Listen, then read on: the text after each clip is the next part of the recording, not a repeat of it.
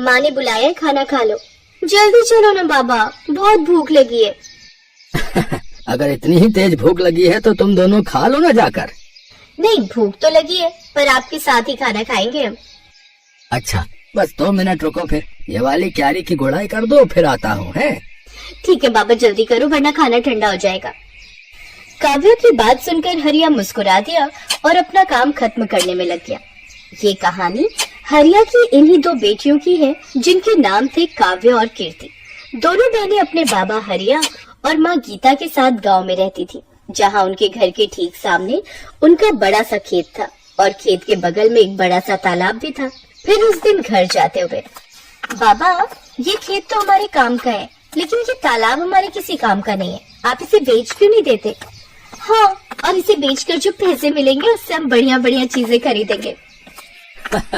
ऐसा कभी मत करना मेरी बच्चियों, ये तालाब तुम्हारे दादाजी की आखिरी निशानी है। पता है, कई साल लगाकर उन्होंने बड़ी मेहनत से इसे खोदा था। क्या सच में अकेले ही उन्होंने इतना बड़ा तालाब खोद दिया?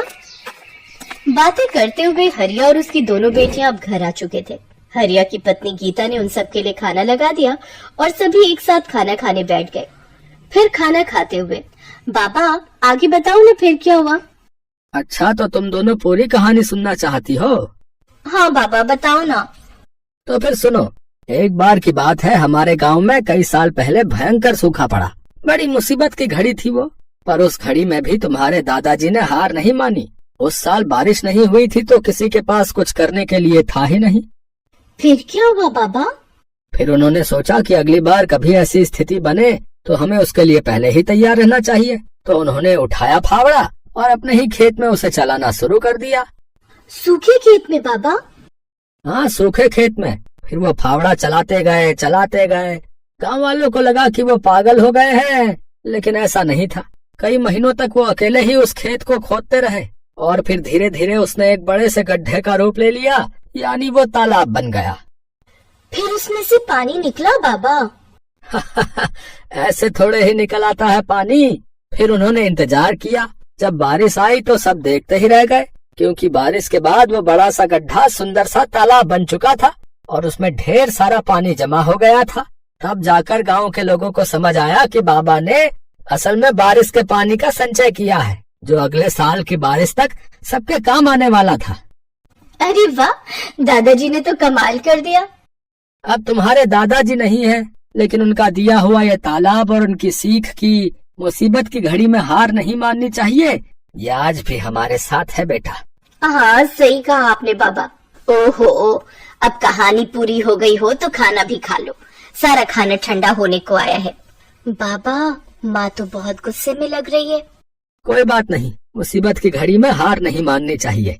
अब जल्दी से खा लो, इससे पहले कि बात हाथ से निकल जाए। हाँ।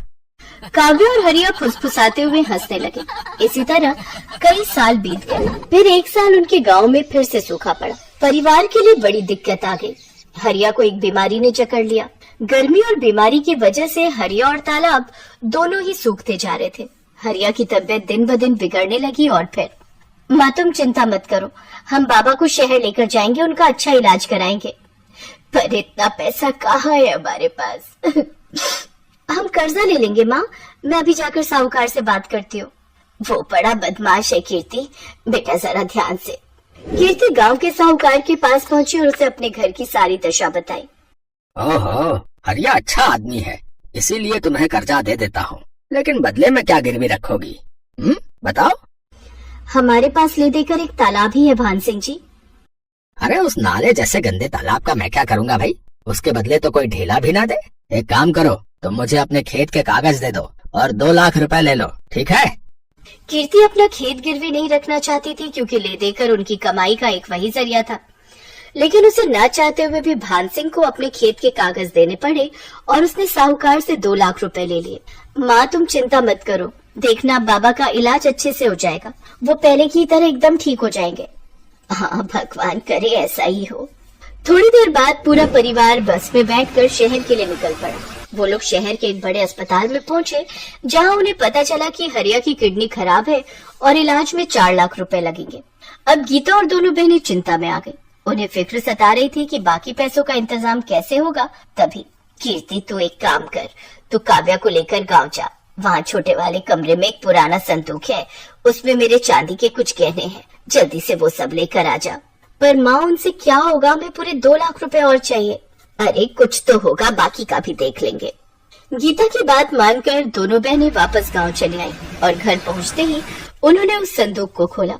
ये पहली बार था जब उन्होंने उस संदूक को खोला था। उस संदूक को खोलते ही सबसे पहले ढेर सारी धूल निकली। फिर एक लाल रंग के कपड़े की पोटली थी जिसमें गीता के कुछ गहने रखे थे। हे भगवान, मेरी माँ की शादी की निशानी भी अब हमें बेचनी पड़ रही है, हमारी मदद करो भगवान। कीर्ति की आंखों में आंसू थे। तभी काव्या की नजर संदूक की तली पर पड़ी जो कुछ उठी हुई सी थी। उसने वहां से लकड़ी का वो हिस्सा हटाया तो वहां उसे एक छोटी सी डिबिया नजर आई। दीदी ये क्या है और इसे इतना छुपा कर क्यों रखा है? पता नहीं, रुक मैं इसे खोल कर देखती हूँ। जैसे कीर्ति ने वो डिबिया खोली उसमें एक बड़ी सी चाबी और एक चिट्ठी थी। कीर्ति ने वो चिट्ठी खोली जो असल में उसके दादा ने अपने बेटे हरिया के लिए लिखी थी। कीर्ति ने चिट्ठी को पढ़ना शुरू किया। मेरे बेटे हरिया, मैं जानता हूँ कि तू मुझसे बहुत प्यार करता है, पर अब मेरी उम्र हो चली है और ये बीमारी मुझे अपने साथ लेकर ही जाएगी। तूने अपनी जिंदगी भर की कमाई मेरे इलाज पर खर्च कर दी, लेकिन ये ठीक बात नहीं है। आगे तेरी संतानों को भी पैसों की जरूरत पड़ेगी। एक राज छिपा कर रखा मैंने तुझसे, ताकि तू या तेरी संतानें सही वक्त आने पर उसका इस्तेमाल कर सके। तालाब की खुदाई करते वक्त मुझे कुछ मिला था। ये चाबी तेरी सारी समस्याएं खत्म कर देगी। बस याद रखना कि यह चाबी असल में मेरे दिल की है। दीदी क्या दादाजी ने पैसे या गहने छुपा कर रखे होंगे कहीं? हाँ काव्या, लगता तो ऐसा ही है। तू सोचना, जरूर दादाजी के पास कुछ ऐसा था जिसकी मदद से वो खुद का इलाज करा सकते थे, लेकिन उन्होंने वो हमारे बाबा और हमारे लिए छोड़ दिया और अपने प्राणों का बलिदान कर दिया। पर सवाल ये है कि क्या बाबा को इस बारे में कुछ पता नहीं चला? कैसे पता चलता? कितना छुपा कर तो रखी थी ये डिबिया दादाजी ने। वो तो पता नहीं कैसे मेरी नजर पड़ गई इस पर। लेकिन दीदी ये चिट्ठी के आखिर में किस तरह की पहेली है? अब हम दादाजी का दिल निकाल कर कहाँ से लाएं? बुद्धू वो किसी तरफ इशारा कर रहे हैं। उन्होंने कहा कि ये चाबी मेरे दिल की है। इसका मतलब कोई ऐसी चीज जो उनके दिल के सबसे करीब थी। उनके दिल के सबसे करीब तो बाबा है, पर बाबा में चाबी थोड़ी ही लगेगी, कुछ और सोच। हाँ दीदी, उनके दिल के करीब वो तालाब ही है जो उन्होंने बहुत मेहनत से खुद ही खोदा था। शाबाश, सही कहा।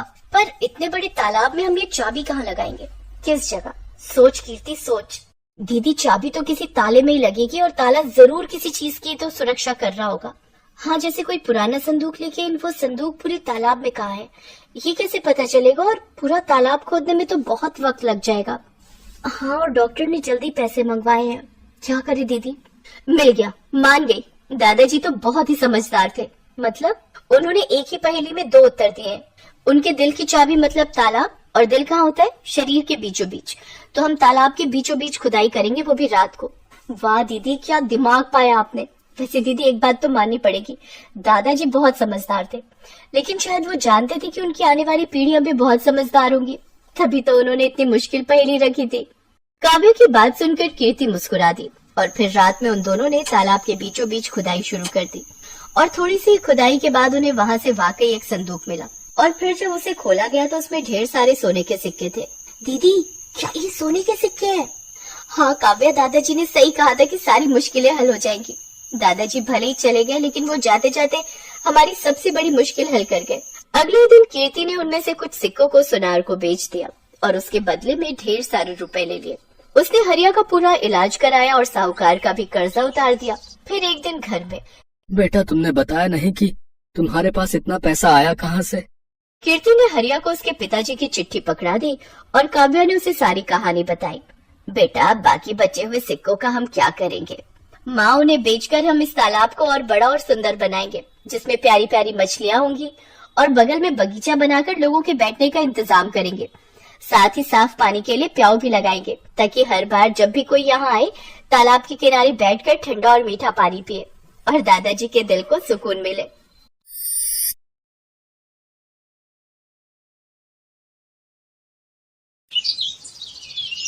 बंटी और बबली दोनों सगी बहनें, दोनों ही एक नंबर की चालाक थी। वो बूढ़ी औरतों का भेष बनाकर अलग अलग गांव में जाती थी और जहाँ भी सीधी साधी अमीर सेठानी औरतें दिखाई दे उनको ठग लेती थी। अरे मोरी मैया, ये तो सच में जादू हो गया। मुझे भी कोई ऐसी दवाई दे दो। मैं तो बिल्कुल ऐसी 20 साल की जवान लड़की बनना चाहती हूँ। मेरे पति तो मुझे पसंद ही नहीं करते, हमेशा मुझे बुढ़िया बुढ़िया कहकर चिढ़ाते रहते हैं। सही कह रही हो बहन, मेरे पति भी मुझे ऐसे ही सुनाते हैं कि तू तो अब बूढ़ी हो गई है, तेरे ऊपर कुछ पहना ओढ़ा अच्छा नहीं लगता। अब दिखाऊंगी मैं कितनी सुंदर लगती हूँ। वैसे ये दवाई खाकर हम कितने दिन में जवान हो जाएंगे? बस एक बार ये 1 हफ्ता दवाई खा लो, उसके बाद आने वाले 1 हफ्ते के अंदर तुम्हारे अंदर बदलाव आ जाएगा।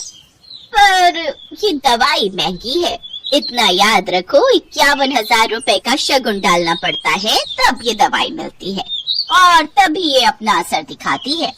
अब तुम पांचों अगर जवान होना चाहती हो तो कल 51,000 रुपए ले आओ और ये दवाई ले जाओ। अरे वो तो कोई दिक्कत नहीं है, पैसों की चिंता तुम ना करो, हम कल ही ले आएंगे। पर मेरी तो अब बहन की लड़की की शादी है, मैं सोच रही हूँ कल से ही दवाई शुरू कर दूँ। हाँ, कल से ही दवाई शुरू कर दो, तभी आप मेरी तरह सुंदर बन पाओगे। ठीक है, तो फिर हम सब कल पैसे लेकर आ जाएंगे, तुम हमें दवाई दे देना। मोहनपुर गांव की सारी अमीर बड़े घर की औरतें बंटी और बबली के झांसे में आ जाती हैं और उनसे दवाई खरीद लेती हैं। बंटी और बबली तो अपना काम करके उन औरतों को ठग कर कब का वहाँ से रफू चक्कर हो चुकी थी, पर मोहनपुर गांव की औरतें अपना सिर पीटती रह गई। उनके घर में सभी उन्हें डांटने लगे। अरे तुम पागल हो क्या? तुम्हारी उम्र हो गई, बाल पक पर अक्ल अभी भी बच्चों वाली है। ऐसे भला दवाई लेकर कोई इतना जवान हो जाए कि 20 साल की लड़की बन जाए? तुम्हें क्या हो गया था? बताओ, फालतू के पैसे खराब हो गए और वो औरतें तुम्हें ठग कर चली गई। अरे मुझे अकेली को क्यों डांट रहे हो? सब किया धरा उस सुशीला का है, वही मुझे उन औरतों के पास ले गई थी। पर मुझे अभी तक समझ में नहीं आ रहा है कि उनमें से एक बूढ़ी दादी और वो उसकी पोती, क्या जो हमें पागल बना रही थी वो दादी पोती है क्या? तुम यहाँ अपना गणित लगाती रहो और वो दोनों राम जाने किसी और को लूट रही होंगी। बिल्कुल सही। बंटी और बबली अब सीतापुर गांव में पहुंच चुकी थी। अब उनका अगला निशाना यहाँ की अमीर घर की औरतें। बंटी, चल अगला निशाना ढूंढते हैं, थोड़ा गांव में घूम आए। ठीक है, पहले इन सबका विश्वास भी तो जीतना होगा। अरे वो तो हमारे बाएं हाथ का खेल है। बंटी और बबली 2 बुढ़िया बनकर सीतापुर गांव में घूमने लगी। वो एक चौपाल के पास से गुजरी, वहाँ कुछ बड़े घर की औरतें बैठी हुई आपस में गप्पे मार रही थी। बंटी और बबली जानती थी कि ये सही मौका है। अरे लाजवंती, कितने दिन में मैं जवान हो जाऊंगी? दवाई की 5 खुराक तो मैंने खा ली है। सुमित्रा, तुझे सब्र नहीं है। मैंने तुझे कहा ना, तू देखना सुंदर लड़की में ना बदल जाए तो मेरा नाम बदल देना। मैंने भी वो दवाई शुरू कर दी है। अरे हम जैसी बहुत बूढ़ी औरतें उस दवाई को खाकर जवान हुई हैं। ये दोनों बुढ़िया औरतें गांव में नहीं दिखाई दे रही हैं, पर ये किस दवाई की बात कर रही हैं? जरा पूछ तो। अरे बहन जी, जरा रुकना, आपको इस गांव में पहली बार देखा है, आप ये किस दवाई की बात कर रहे हो? जी नमस्ते, हम दोनों तो बूढ़े से जवान होने की दवाई की बात कर रहे हैं। हम वो दवाई खा रहे हैं। अब बूढ़े शरीर से काम नहीं होता, उम्र हो चली है, शरीर कमजोर हो गया है। हमें किसी ने दवाई दी थी कि इसको खाने से हम बहुत जल्दी जवान लड़की बन जाएंगे, तो हम इसी बारे में बात कर रहे हैं। हाय हाय हाय, सचमुच बुढ़ापा झेला ही नहीं जाता। कभी कोई बीमारी शरीर को घेर लेती है तो कभी कोई। हमसे अब बुढ़ापा सहन नहीं होता, इसलिए हम जवान होने की दवाई खा रहे हैं। अच्छा, तो उससे कोई भी जवान हो सकता है? अगर हम लोग वो दवाई खाएं, क्या तुम हमें भी वो दवाई दे सकती हो? हाँ, क्यों नहीं, वो दवाई तो हम जरूर दे सकते हैं। उसके लिए 51,000 रुपए देने होंगे, वो शगुन होता है। हाँ, ठीक है, पर पहले आप हमें इस बात का सबूत दो कि वो दवाई सचमुच हमें जवान बना देगी। मेरी दवाई को 5 दिन हो चुके हैं, बस कल एक दवाई और लेनी है, फिर परसों मैं तुम्हें एक जवान लड़की के रूप में दिखाई दूंगी। ठीक है, तो फिर हम परसों ही दवाई खरीदेंगे। पहले तुम्हें देख तो ले, आजकल चोर उचक्के बेईमान ठग बहुत लूटने लगे हैं। अरे तो ठीक है, आप जब परसों सुमित्रा को लड़की के रूप में देखोगे तभी आपको विश्वास होगा।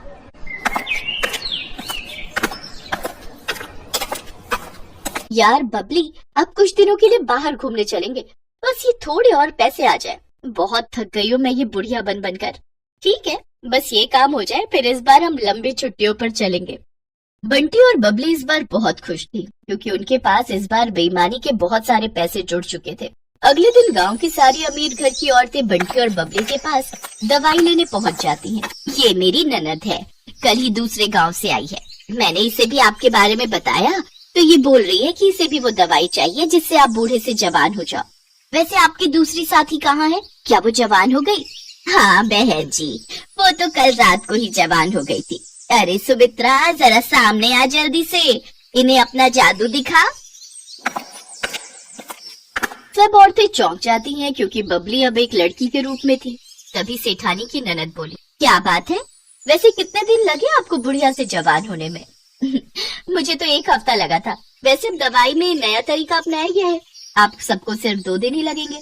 अब आप जल्दी से ये पैसे जमा कर दो तो हम आपको दवाई दे दे। 2 दिन का इंतजार क्या करना है, मैं आपको अभी लड़की बनकर दिखा देती हूँ। सेठानी की ननद कोई बूढ़ी औरत नहीं थी, बल्कि सेठानी की भतीजी ये सब नाटक कर रही थी, जो पिछली रात ही अपनी बुआ के घर रहने आई थी। जब सेठानी की भतीजी रीमा को ये बात पता चली तो उसे दाल में कुछ काला लगा, क्योंकि उसकी अपनी सहेली की माँ के साथ ऐसा हो चुका था और वो बदमाश औरतें कहीं नहीं मिल रही थी।